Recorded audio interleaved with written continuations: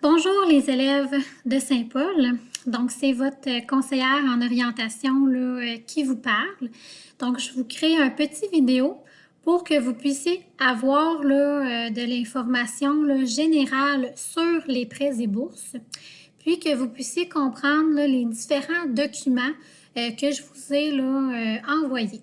Donc, je suis pas mal sûre que c'est quelque chose qui va vous aider. J'espère que vous allez bien. Puis, même si on ne se voit pas, bien, sachez là, que je pense là, à vous autres. Donc, c'est ça, c'est une petite présentation là, PowerPoint. Là, je vais la regarder quand même rapidement, mais vous l'avez dans les documents là, que je vous ai transmis si vous voulez y aller plus en profondeur là, sur certains sujets. Donc, c'est une présentation là, que la CO de Bon Pasteur a faite. Fait qu'on va continuer. Donc, pour avoir droit aux prêts et bourses, ben c'est simple. Dans le fond, il faut avoir des besoins financiers. Il faut résider au Québec. Puis, dans le fond, il faut avoir été accepté là, dans un programme là, de formation professionnelle ou du cégep. Donc, c'est ça. Il faut avoir plus de dépenses que de revenus qui sont disponibles quand les prêts et bourses là, calculent là, vos dépenses que vous avez à faire durant le cégep ou la formation professionnelle, votre contribution et la contribution de vos parents. Fait que vous pourrez, là, il y a des prêts là, maximum que vous pouvez avoir. Vous avez les montants, vous pourrez là, regarder ça. Dans le fond, ça le dit, hein, c'est prêts et bourses. Donc, le prêt, vous avez à le rembourser là, à la fin là, de vos études, selon une certaine entente. Et une bourse, bien, dans le fond, c'est un don qui vous est là, donné pour vos études. Ça vient ensemble. On ne peut pas dire, moi, je prends juste la bourse puis je ne prends pas le prêt. Hein, ça vient ensemble. Par contre, si tu n'as pas besoin du prêt, bien, tu peux le placer dans un produit financier comme par exemple un CELI. Puis, dans le fond, à la fin de tes études, bien, reprendre là, cet argent-là et le rembourser. Donc, il y a des catégories d'étudiants. Vous, pour la plupart, là, il y a peut-être là, pas beaucoup d'exceptions, ça va être avec la contribution là, des parents. OK? Donc, même si vos parents, même si vous me dites, ben moi, mes parents, ils ne peuvent pas m'aider pour l'école, c'est sans contribution des parents, ben non, il faut vraiment rentrer dans une catégorie pour être sans contribution des parents. Sinon, les prêts et bourses, ils calculent que vos parents vous aident. Par contre, ça dépend du revenu là, de tes parents. Parce que si ils ne gagnent pas assez, bien, c'est normal qu'ils ne puissent pas t'aider. Puis ça, on va voir ça là, plus loin. Donc, vous avez ici les situations où c'est sans contribution des parents. Vous pourrez les lire. Ici, là, les exceptions. Si ça vous concerne, là, vous m'écrirez pour qu'on puisse là, regarder ça ensemble, savoir c'est quoi le formulaire qu'il y a à remplir. Bon, ça ne concerne pas personne ici, là, mais il y en a que c'est avec contribution du conjoint. Puis, avec contribution des parents, ça va être pour la grande majorité. Si vos parents sont ensemble, bien, ils remplissent une demande ensemble, puis le revenu est familial. Si vos parents sont séparés, c'est le parent qui a la garde légale, qui a votre garde légale, qui va être calculé pour là, les prêts et bourses. Si vous êtes en garde partagée, à ce moment-là, choisissez le parent qui a le moins gros revenu pour remplir là, la demande. Ça va vous donner là, plus d'argent. Donc, comment se fait le calcul de l'aide financière? En gros, c'est qu'ils vont regarder vraiment vos dépenses admises. Combien ça te coûte pour te nourrir, te loger, pour ton matériel scolaire, pour tes frais de scolarité, moins votre contribution, ce que vous gagnez, ce que gagnent vos parents. Puis ça l'égale tes besoins financiers.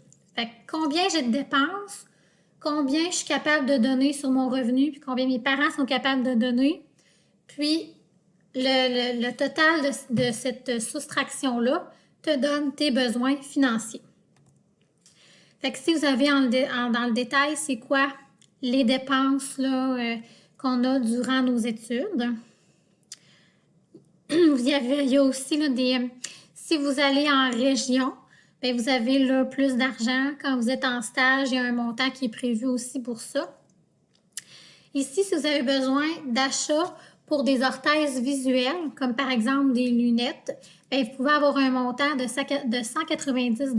Puis à ce moment-là, il faut remplir là, le formulaire là, adéquat. Puis, durant votre demande là, en ligne, vous pouvez cocher pour avoir 150 $ supplémentaires de prêt pour du matériel là, technologique. Donc, dans le fond, la contribution de l'étudiant, c'est vos revenus de 2020 qui va être considéré pour vos études en 2020-2021.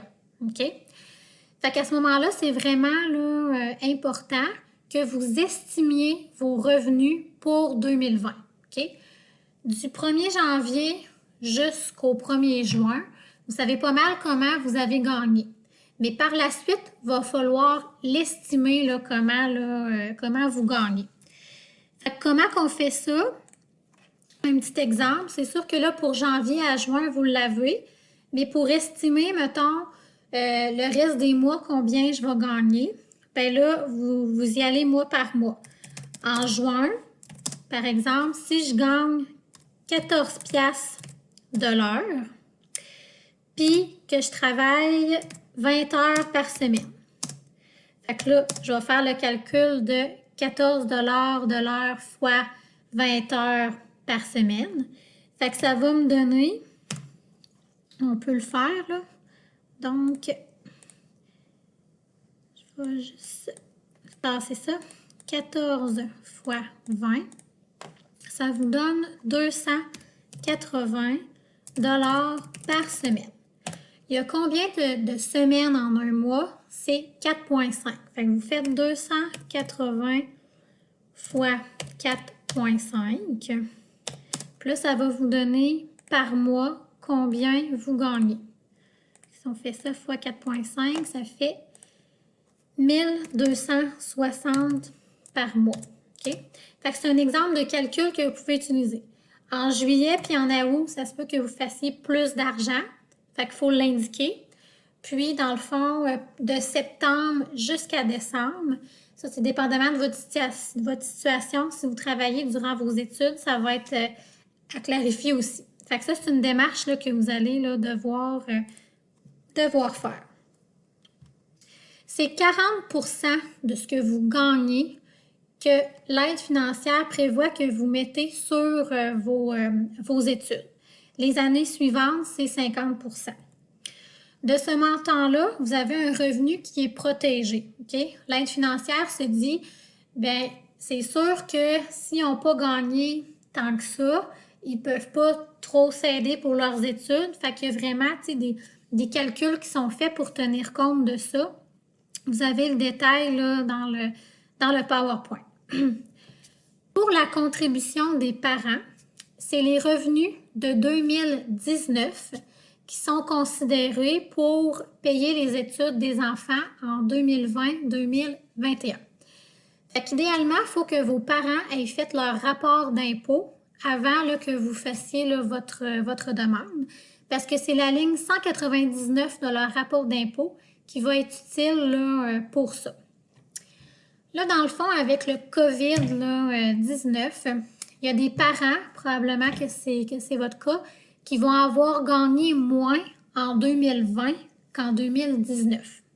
À ce moment-là, si vos parents pensent être dans cette catégorie-là, d'avoir une diminution de revenus d'au moins 10%, ils peuvent remplir un formulaire qu'ils vont joindre là, à la demande pour que ce soit les revenus de 2020 qui soient considérés.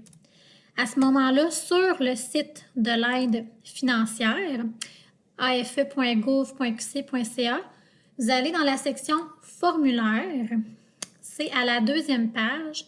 Vous avez ici déclaration d'une baisse de revenus d'au moins 10% pour le père et la mère. Fait que vous cliquez, là, dépendamment si c'est papa ou maman.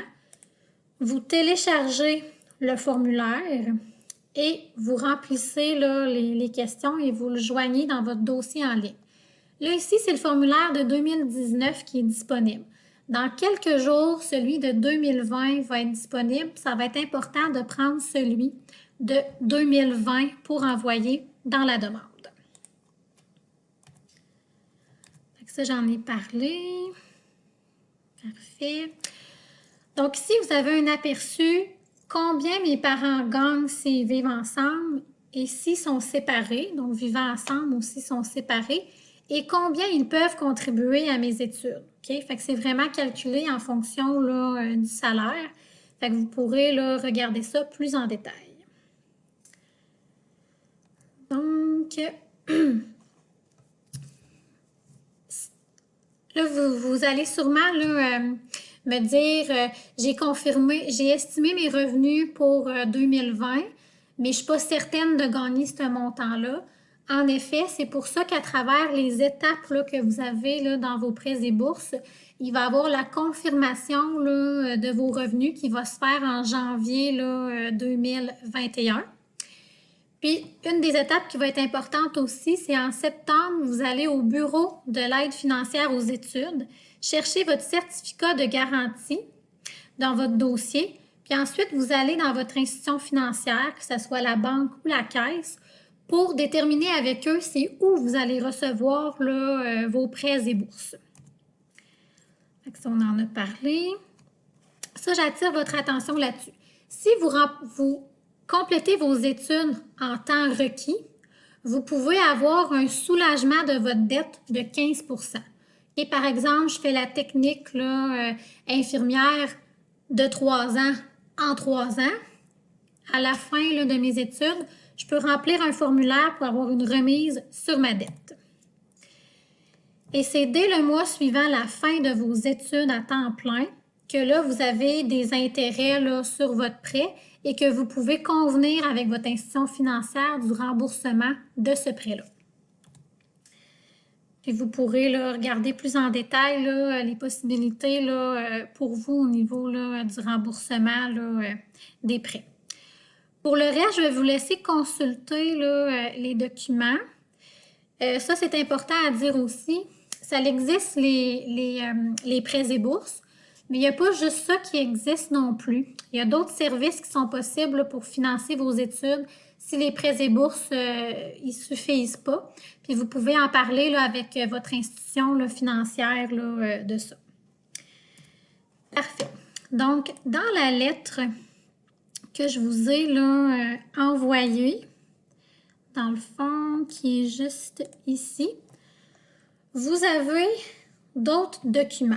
OK? Fait qu'on va aller là, les voir, là, ces documents-là. Donc, il y en a un qui est important. C'est celui, ça c'est comme un aide-mémoire avant de faire votre demande, hein, qui se fait en ligne sur le site là, de l'AFE. Vous avez à remplir une demande et votre parent aussi a à remplir une demande. Fait qu'est-ce que ça va vous prendre? Votre code permanent. Ça, c'est des lettres, c'est les premières lettres de votre nom de famille, la première lettre de votre prénom, suivi des chiffres.